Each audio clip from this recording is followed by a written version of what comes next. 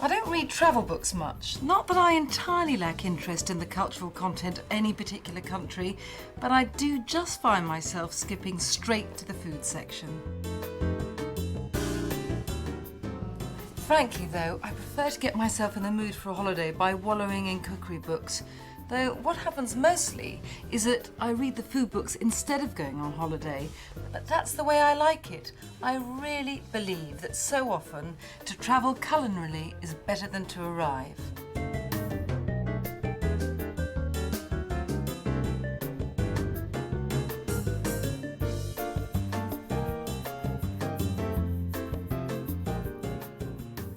Call me Scheherazade, but just the idea of this saffron-scented chicken pilaf makes me feel that I should be in turquoise gauze and jewelled slippers. There are a couple of chicken breasts here, which I've cut into chunks and marinated in yoghurt, lemon juice and ground cinnamon, and this gives it the most wonderful perfumed tenderness. I use basmati rice in this pilaf because I like anyway. It's wonderful fragrance, but here it's lit up with saffron and studded with nuts and these bits of chicken toasted until bronze. But it is saffron scented, so the keynote is saffron. These lovely burnt brick red strands. I'm going to add the saffron straight to the stock because this way you get all the goldenness and flavour permeating through the pilaf later.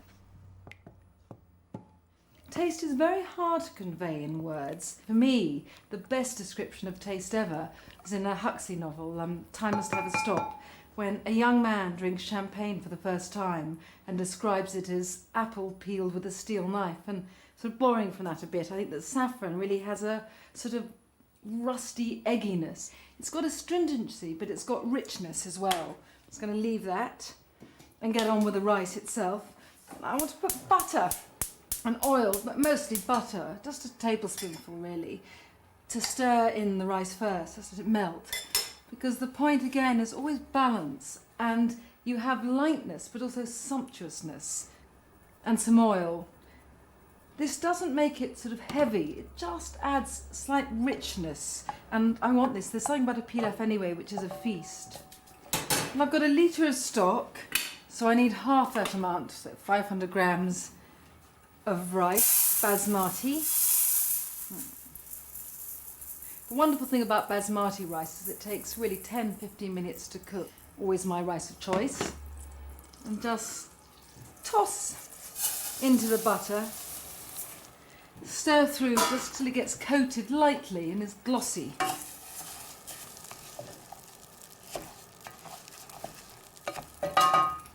So in with this wonderful golden liquid. Now on top of this, I want some lemon zest. Really finely grated so it almost dissolves into the rice. The juice of a whole lemon. It sounds like a lot, but it doesn't give sort of invasive sourness. It just balances that light floral fragrance of the rice and the richness of the nuts. This should be coming up for the boil. Oh, it's streamlined. And a few cardamom pods, just 3 or 4 because they're quite strong and I don't want anything to overwhelm, but I want that smoky muskiness that cardamom brings, sort of instant exoticism. Just transferring it to a lower flame, lid on, and in 10 to 15 minutes the rice will be cooked, by which I mean it'll be tender but with a bit of bite and will have absorbed all that golden liquid. Now this pilaf doesn't just have chicken, it has wonderful mixture of toasted nuts. You can use whichever nuts you want. I've got cashews and pine nuts here because I love their fat waxiness. And some flaked almonds, and I'm sure that bought packets of flaked almonds are considered really disreputable and not the thing, but I love them here. While these nuts are toasting, I'm gonna just get the chicken out of its yogurt and cinnamon marinade.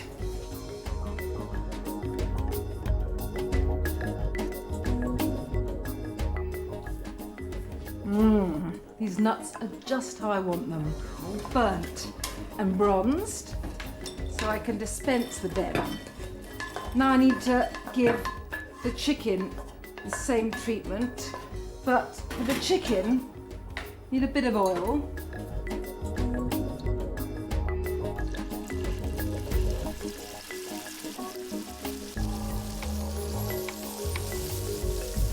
Gonna check the rice. Perfect. It's absorbed all the liquid and it's just striped with strands of gold. Just chop a bit of parsley while the chicken's bronzing up.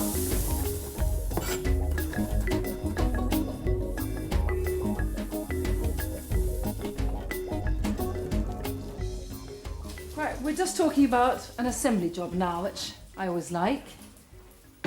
Just wait till you see this. Every time I cook rice, when I cook it a lot, I am freshly amazed at how much it swells up. I mean, look at this mound. Always, as ever, you just use a fork for stirring rice so that the grains don't clump together. Just tumble over these nuggets.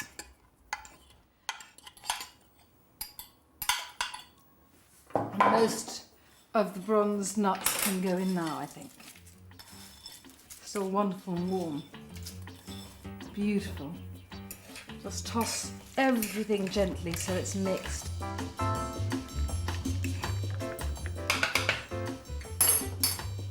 Final few bits of these nuts, and then green hit of parsley and some slithered pistachios, not toasted in the pan because I want all that ludicrous greenness. And this is when this comes to life for me. A little touch of the Arabian Nights and sunny shepherd's bush. And how can that be a bad thing? I'm going to have to help myself now. I'm sorry, but I don't even know why I'm apologising.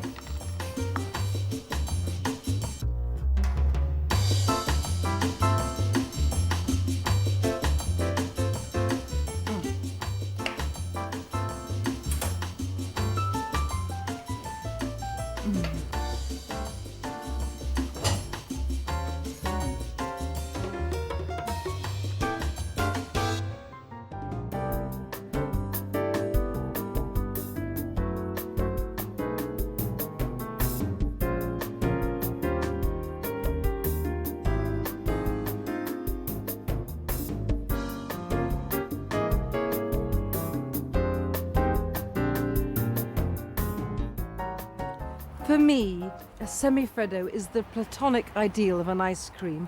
Its name just means semi-cold, which is that it's like ice cream without that hard bite, with the most fabulous texture, just satiny, smooth, densely melting and voluptuous. And this honey semifreddo, I tell you, makes me glory in every bee's existence.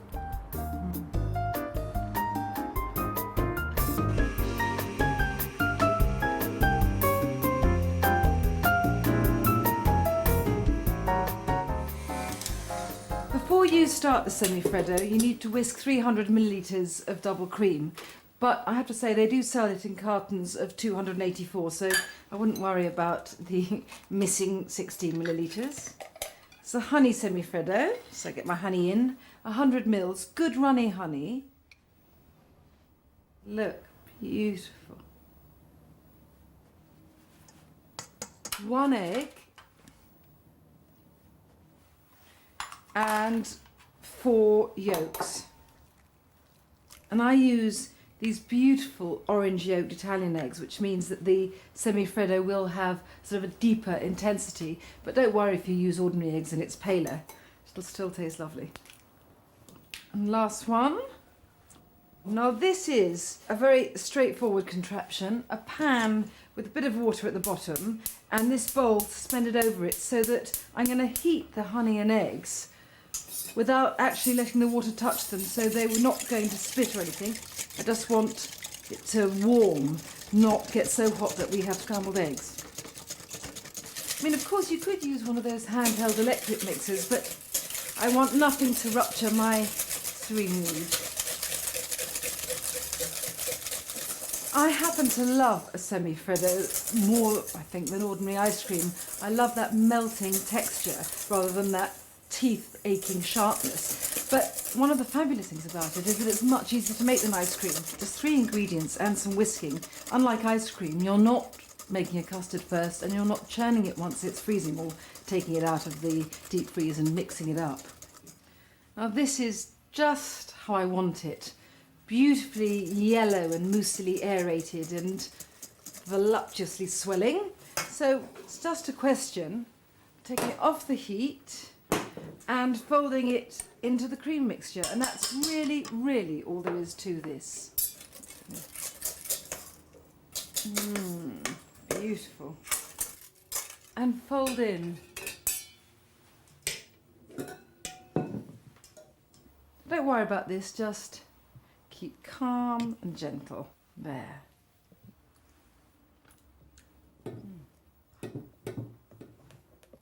Now this is frozen in a loaf tin, not like an ice cream, but more like, I suppose, like a terrine, and already lined with cling film. And there it is in all its beautiful, pale, honeyed creaminess. Right, this just needs to be covered with a bit more cling film and then put in the deep freeze for about 3 hours till it's ready to serve. But if it makes your life easier, you can leave it in the freezer for up to 2 days.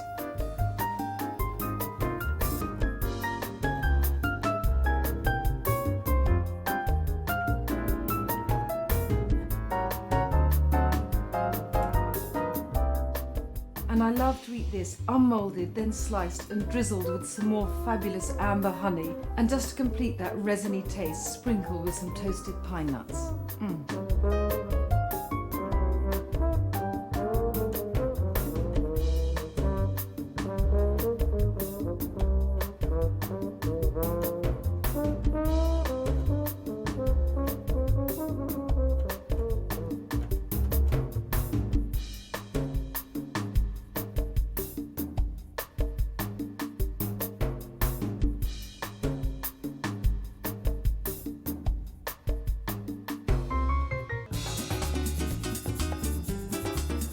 As far as I'm concerned, where there's bread, there's life. I mean, look at all this. I turn my nose up at nothing, but I have a particular addiction for these Middle Eastern flatbreads. And what I love about them is that they're undoughily chewy, but turn moorishly crisp when you toast or grill them. And they make wonderful kind of edible envelopes for my Moroccan roast lamb, or form a near instant base for a kind of Eastern Mediterranean take on pizza. I mean, not that I want to be dizzyingly eclectic in the kitchen, but I think it is impossible to cook, if you like eating, without borrowing a bit from here, a bit from there. And these flatbread pizzas are a vaguely Eastern Mediterranean take on, you've guessed it, an Italian idea. And the base is a bought flatbread. I mean, these are styled Mediterranean wraps, but obviously I'm not going to use them as wraps. And this is a tomato, mint and halloumi pizza. I'm just going to get the seeds out of the tomato because I don't want it too wet and pulpy on that thin base. Oh, these are lovely and fresh. Just chop fairly finely.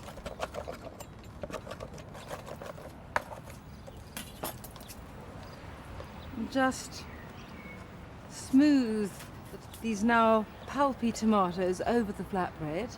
And on top of the tomatoes, something I love so much, some halloumi, which is intensely salty Cypriot hard sheep's cheese. Again, chop this very finely, or you can crumble it with your fingers. This won't melt and go into that sort of stringy goo that mozzarella does, but it does sort of meld into the tomatoes and soften. and the saltiness of the cheese against the sweetness of the tomatoes is wonderful. So just sprinkle the halloumi on top. Bit of dried mint. Now, an Egyptian friend of mine introduced me to the joys of dried mint. Just has a depth and sweetness that is lovely, and when this is cooked, I want just to blanket it with some freshly chopped mint, and it's as if the freshness of that mint really complements this dried muskiness underneath. Aha, bit of olio, not too much.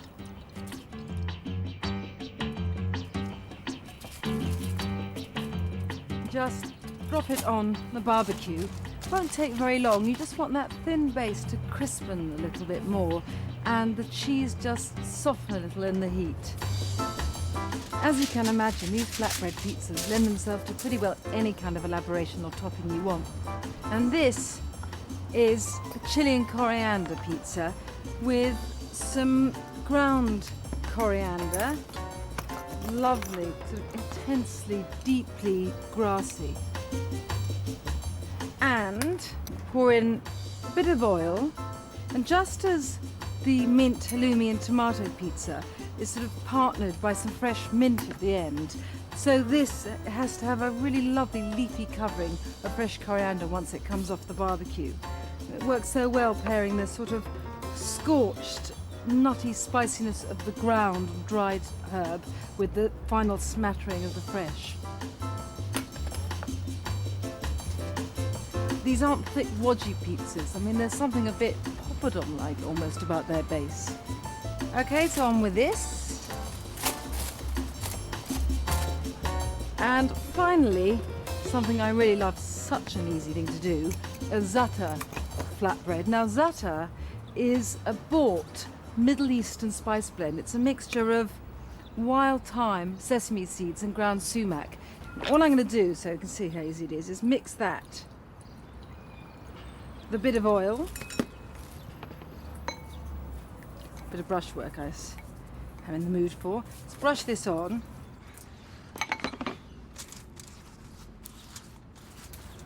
And this can join the other two on the barbecue now. There you go. And it's really just a question of cooking until that thin base is even crisper and everything is beginning to ooze in and melt slightly, and the best eaten, I think, just cut into spindly wedges with, I don't know, a drink before dinner or lunch.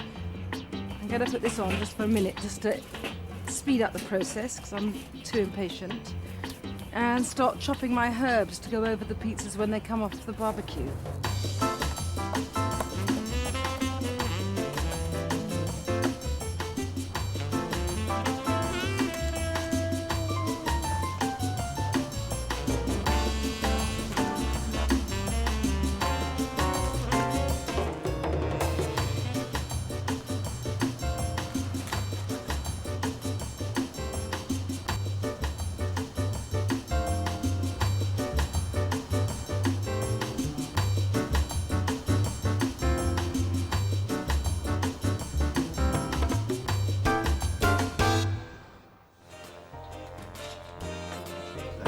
Thanks.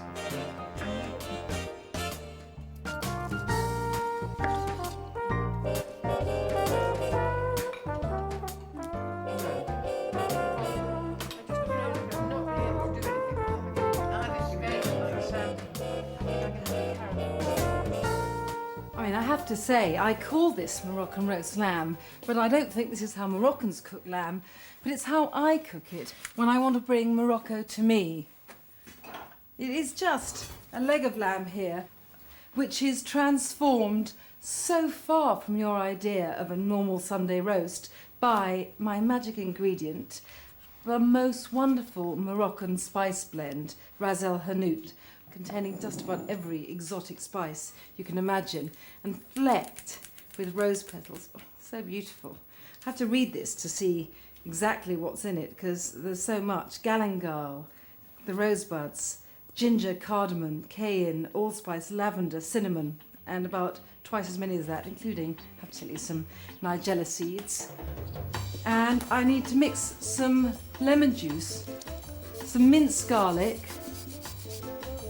olive oil, and some freshly chopped coriander just for another hit of pungency. And then what I'm going to do, and I love this bit, is stab the lamb with the end of a sharp knife and push the spice mixture into the holes, smear it over the top, chuck it in a plastic bag and leave it to marinate for an hour or so.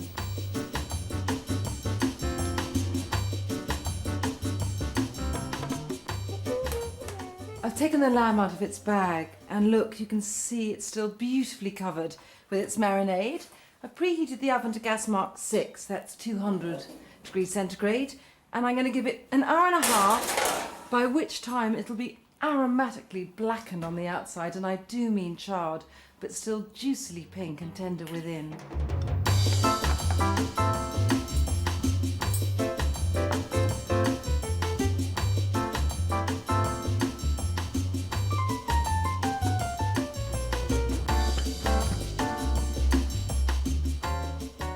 I'm travelling eastwards from Morocco for the accompaniment to go with the lamb. This is from Turkey, it's called cacik, and it's really just a variant of the salads they have all along the Eastern Mediterranean of mint, yoghurt, cucumber and garlic.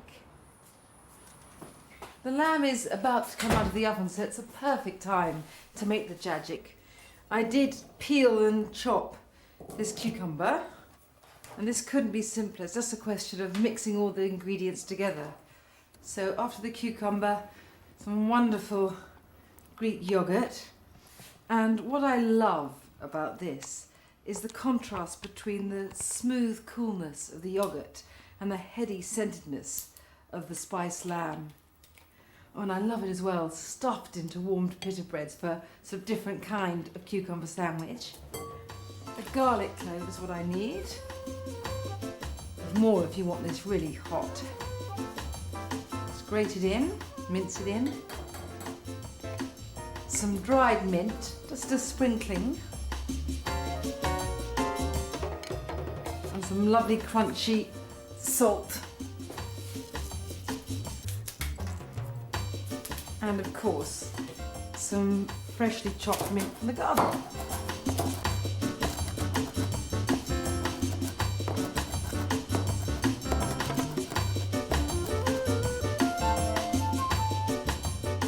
Stir it together.